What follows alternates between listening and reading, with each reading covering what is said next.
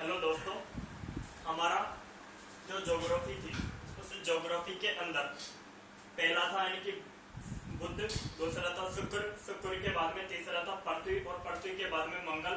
ये चारों ग्रह हो गए थे। उसके बाद में आता है एस्ट्रोनॉइड यानी कि क्षुद्र ग्रह। एस्ट्रॉइड, एस्ट्रोनॉइड नहीं, एस्ट्रॉइड यानी कि क्षुद्र ग्रह। अब अपन आज का जो अपना टॉपिक होगा क्षुद्र ग्रहों का।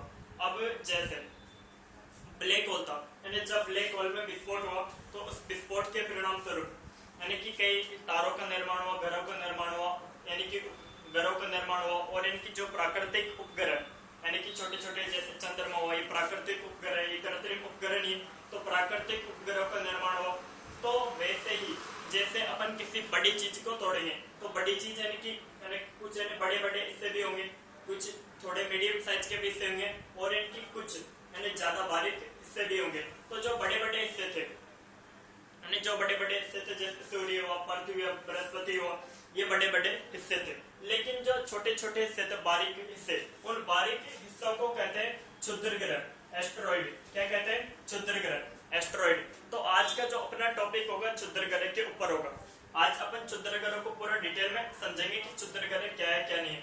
ये जो क्षुद्र ग्रह होता है, इससे क्षुद्र ग्रह ये मंगल के थोड़ा अधिक निकट होता है और ये बृहस्पति इससे थोड़ा अधिक दूरी पर होता है। क्या? बृहस्पति इससे अधिक दूरी पर होता है और मंगल इससे यानी कि थोड़ा निकट होता है। तो इन क्षुद्र ग्रह पर मंगल का जो गुरुत्वाकर्षण बल होता है वो अधिक काम करता है और बृहस्पति का गुरुत्वाकर्षण बल कम काम करता है। तो बृहस्पति क्या करता है, इन क्षुद्र ग्रह को अपनी ओर नहीं खींच पाता है, जबकि मंगल इन क्षुद्र ग्रह को अपनी ओर खींच लेता है। मंगल इन क्षुद्र ग्रह को अपनी ओर खींच लेता है। मंगल सूर्य के चारों ओर परिक्रमा करता है, सूर्य के चारों ओर चक्कर लगाता है। मंगल क्या करता है, इन क्षुद्र ग्रह को अपनी ओर खींचता है और इनकी खुद आगे बढ़ जाता है। जैसे यहाँ से यानी कि ये मंगल है, मंगल ने इन क्षुद्र ग्रहों को अपनी ओर खींचा, ठीक है, ने खींचा और इनकी यहाँ से यानी कि यहाँ पे मंगल ग्रह था, इन्होंने क्षुद्र ग्रह को अपनी ओर खींचा और खुद आगे बढ़ गया, ने खुद आगे बढ़ गया। तो खुद आगे बढ़ गया, तो इस आगे बढ़ने के कारण ये क्षुद्र ग्रह यानी कि मंगल पर तो नहीं गिरते और यहाँ पे जो पृथ्वी होती है, चंद्रमा होता है, बुध होता है, शुक्र होता है, इन पर जाकर ये क्षुद्र ग्रह गिरते हैं। दोबारा से समझेंगे। जो क्षुद्र ग्रह होते हैं, एस्ट्रॉइड होते हैं, एस्ट्रॉइड यानी बड़े बड़े जो कण थे, तो इन बड़े बड़े कणों को, बड़े बड़े कण मंगल के थोड़े अधिक निकट होते हैं, तो मंगल का इन पर गुरुत्वाकर्षण बल अधिक होता है, जबकि बृहस्पति का इन पर गुरुत्वाकर्षण बल बहुत कम होता है। तो मंगल क्या करता है, इन एस्ट्रॉइड को अपनी ओर खींचता है, अपने गुरुत्वाकर्षण बल से अपनी ओर खींचेगा और खुद आगे बढ़ जाता है। तो ये जो एस्ट्रॉइड होते हैं, ये यानी कि इधर यानी कि यहाँ पे इनकी पृथ्वी आएगा, बुध आएगा, शुक्र आएगा, चंद्रमा आएगा, इन पर आकर ये क्या करते हैं, एस्ट्रॉइड इनकी आकर गिरते हैं, इन पर आकर एस्ट्रॉइड गिरते हैं, ठीक है।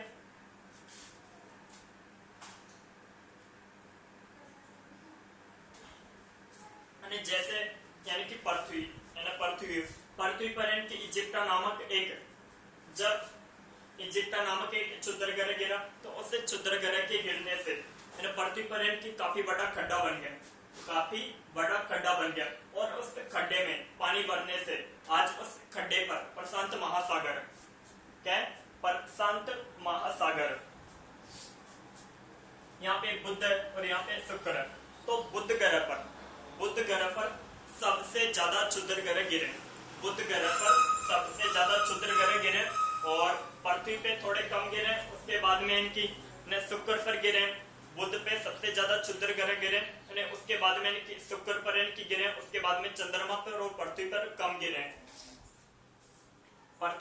कम गिरे, ठीक है।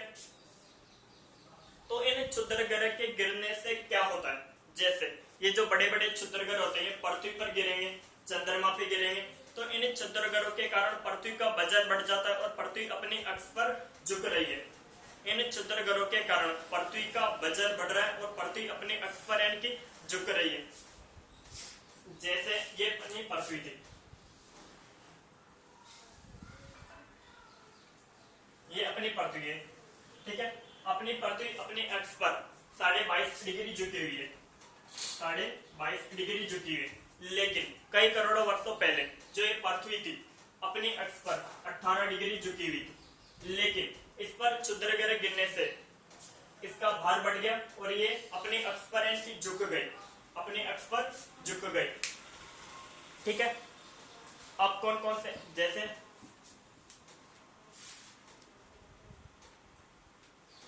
ये जो क्षुद्र ग्रह होते हैं, क्षुद्र ग्रह, यदि ये क्षुद्र ग्रह जैसे अपनी पृथ्वी होती है तो पृथ्वी पश्चिम से पूर्व की ओर घूर्णन, पश्चिम से पूर्व की ओर घूर्णन करती है, जो बुध होता है ये पश्चिम से पूर्व की ओर घूर्णन करता है, और ये जो शुक्र होता है, शुक्र पूर्व से पश्चिम की ओर घूर्णन करता है, मंगल भी पश्चिम से पूर्व की ओर घूर्णन करता है। तो पृथ्वी क्या करती है, पश्चिम से पूर्व की ओर घूर्णन करती है। यदि ये जो बड़े बड़े क्षुद्र ग्रह ये पश्चिम से पूर्व की ओर घूर्णन करते हुए आते हैं, यदि ये बड़े बड़े क्षुद्र ग्रह पश्चिम से पूर्व की ओर घूर्णन करते हुए आते हैं तो इन्हें उल्का कहते हैं। जब ये पृथ्वी, शुक्र, बुध या चंद्रमा किसी पर जाकर गिर जाते हैं तो इन्हें उल्का पिंड कहते हैं। क्या कहते हैं, उल्का पिंड कहते हैं। ध्यान से सुनिए, जब पश्चिम से पूर्व की ओर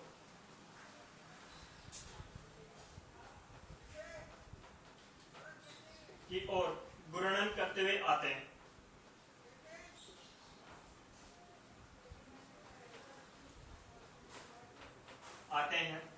तो इन्हें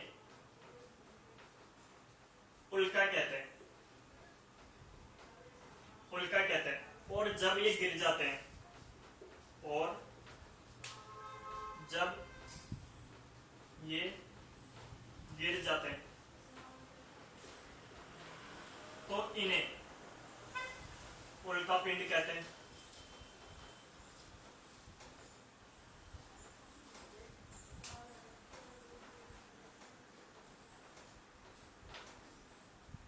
तो इन्हें उल्का पिंड कहते हैं।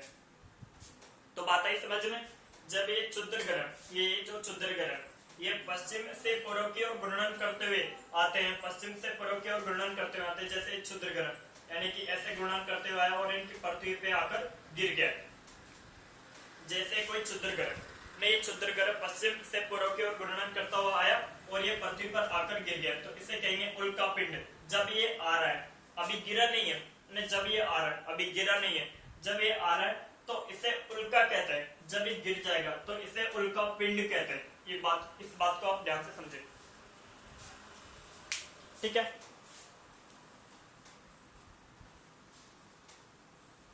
लेकिन अब ऐसा भी तो हो सकता है कि क्षुद्र ग्रह पूर्व से पश्चिम की ओर घूर्णन भी करते हुए आ सकते हैं। क्षुद्र ग्रह पूर्व से पश्चिम की ओर घूर्णन करते हुए भी आ सकते हैं। जब ये क्षुद्र ग्रह पूर्व से पश्चिम की ओर घूर्णन करते हुए आते हैं तो इन्हें कहते हैं बोलाइट। क्या कहेंगे, बोलाइट। और ये जब इनकी पूर्व से पश्चिम की ओर घूर्णन करते हुए आते हैं और चंद्रमा हुआ, पृथ्वी हुआ, शुक्र हुआ, बुध हुआ, इन पर जाकर गिर जाते हैं तो इन्हें टेक्टाइट कहते हैं। इन्हें टेक्टाइट कहते हैं। ध्यान से समझेंगे, जब ये पूर्व से और पश्चिम की ओर घूर्णन करते हुए आएंगे, ठीक है। जब ये पूर्व से पश्चिम की ओर घूर्णन करते हुए आ रहे हैं, ऐसे जब ये पूर्व से पश्चिम की ओर घूर्णन करते हुए आ रहे हैं तो इन्हें कहेंगे बोलाइट।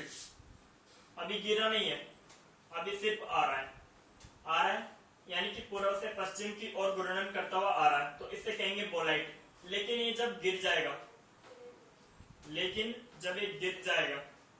तो इसे कहते हैं टेक्टाइट।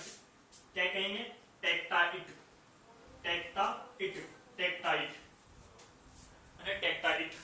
क्या कहेंगे, टेक्टाइट।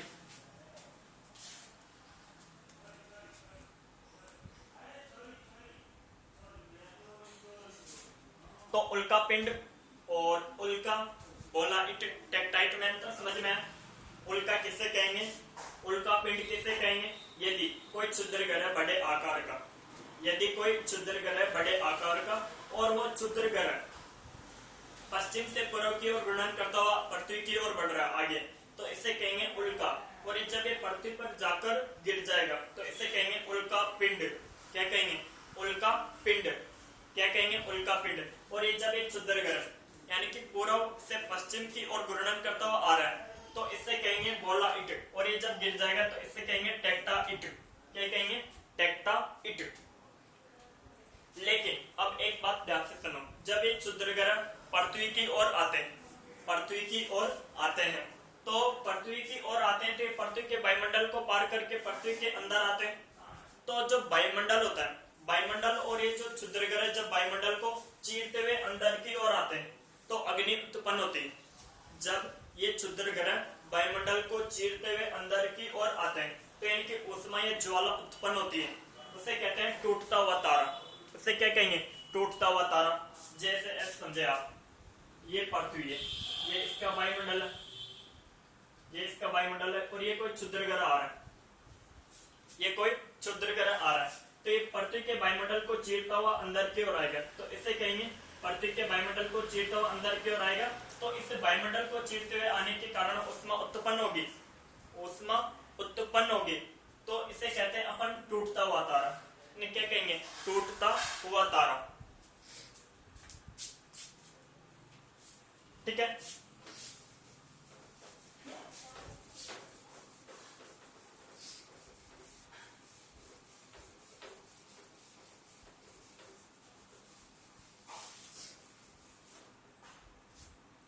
अब ये कुछ बारीक बारीक क्षुद्र ग्रह थे, ये तो मैंने बताया बड़े बड़े क्षुद्र ग्रहों के बारे में, जिन क्षुद्र ग्रहों का आकार थोड़ा बड़ा था। लेकिन जैसे कोई भी चीज टूटेगी, पत्थर टूटेगा, तो पत्थर के टूटने से बिल्कुल इनकी बारीक चूर्ण भी बनेगा, पत्थर के टूटने से बिल्कुल इनकी महीन, बिल्कुल बारीक छोटे छोटे कण भी बनेंगे। तो वो कि इनकी जब ब्लैक होल टूटा तो उससे जो छोटे छोटे छोटे बारीक बारीक महीन महीन कण बने, ये वो महीन महीन कण है। ये कण क्या करते हैं?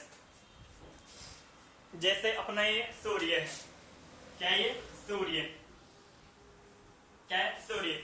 और ये सूर्य की कक्षा है, ये ऐसे मान सकते हैं अपन, ये सूर्य की कक्षा है, ये क्या है? सूर्य की कक्षा है। तो ये जो महीन महीन बारीक बारीक कण होते हैं कुछ इस तरह से,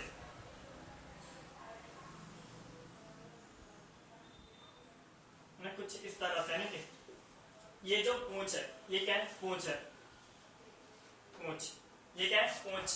तो ये जो महीन महीन बारीक बारीक कण होते हैं, ये सूर्य की कक्षा के चारों ओर, ये सूर्य की कक्षा के चारों ओर चक्कर लगाते रहते हैं। ये जो महीन महीन बारीक बारीक कण होते हैं, ये सूर्य की कक्षा के चारों ओर चक्कर लगाते रहते हैं, और इनकी जो पूंछ होती है हमेशा ऊपर होती है। जैसे यहाँ पे होगी पूंछ इस तरह से होगी, जब यहाँ पर आ जाएगा तो पूंछ इस तरह से होगी, तो जब यहाँ पर आ जाएगा तो पूंछ इस तरह से होगी, जब यहाँ पर आ जाएगा तो पूंछ इस तरह से होगी। तो इन्हें कहते हैं पुच्छल तारा। ध्यान से समझेंगे। ये जो बारीक बारीक महीन महीन कण थे, महीन महीन कण थे, कुछ इस तरह की आकृति बनाते हुए ये सूर्य की कक्षा के चारों ओर चक्कर लगाते हैं, और ये जो इन पर क्या पड़ता है? सूर्य का प्रकाश पड़ता है, और सूर्य के प्रकाश के कारण ये चमकते हैं, सूर्य के प्रकाश के कारण ये चमकते हैं। तो ठीक है, सूर्य के प्रकाश के कारण ये चमकेंगे, और इनकी जो पूंछ होती है हमेशा ऊपर की ओर रहेगी, हमेशा ऊपर की ओर रहेगी। तो ये सूर्य के प्रकाश के कारण चमकते हैं। होने में तो ये क्या होते हैं? एस्टेरॉइड होते हैं, छोटे छोटे बारीक कण होते हैं, लेकिन ये सूर्य के प्रकाश के कारण चमकते हैं, तो इन्हें कहते हैं पुच्छल तारा। क्या कहेंगे इन्हें? पुच्छल तारा। क्या कहते हैं? पुच्छल तारा। ये जो पुच्छल तारा है, इस पुच्छल तारे की खोज की थी टाइको नामक वैज्ञानिक ने, टाइको नामक साइंटिस्ट ने इस पुच्छल तारे की खोज की थी। ठीक है, अब कुछ पुच्छल तारों के बारे में बताता हूं आप लोगों को।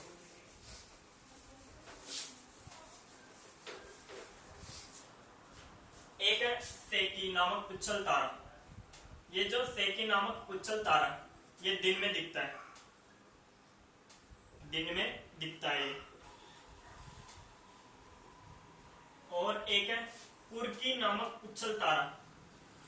कुर्की नामक पुच्छल तारा, ये 3 वर्ष में दिखाई देता है, 3 वर्ष में दिखाई देता है।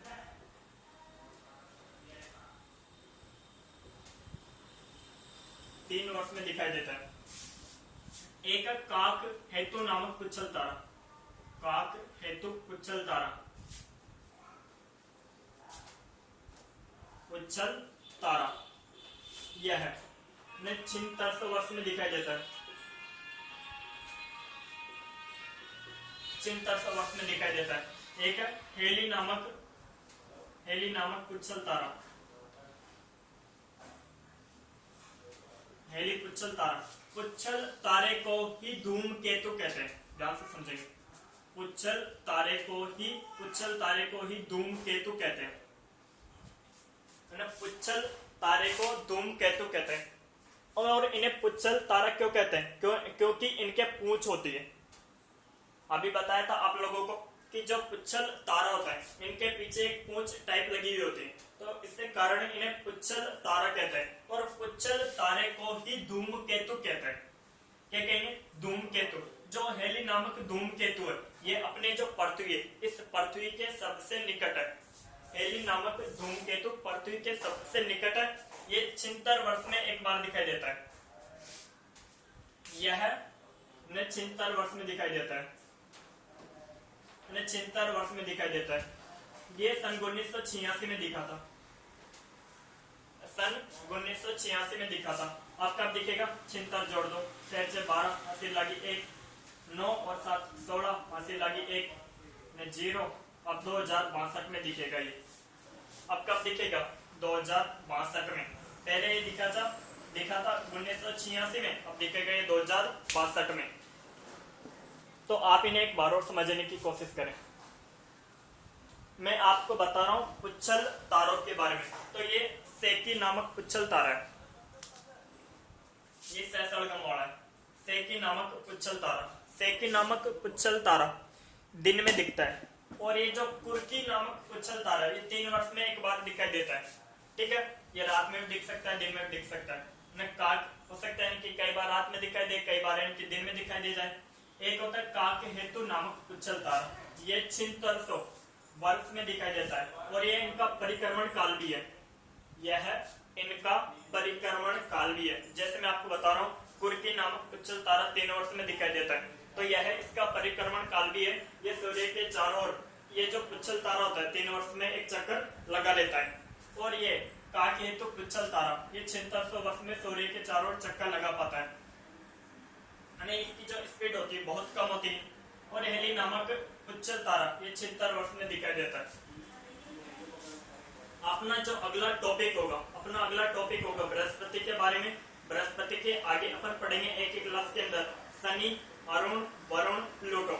उसके बाद में अपने जो 8 ग्रह थे ये ग्रह खत्म हो जाएंगे। ठीक है, उसके बाद में अपना जो टॉपिक होगा चंद्रमा बच गया था, चंद्रमा को कंप्लीट करेंगे।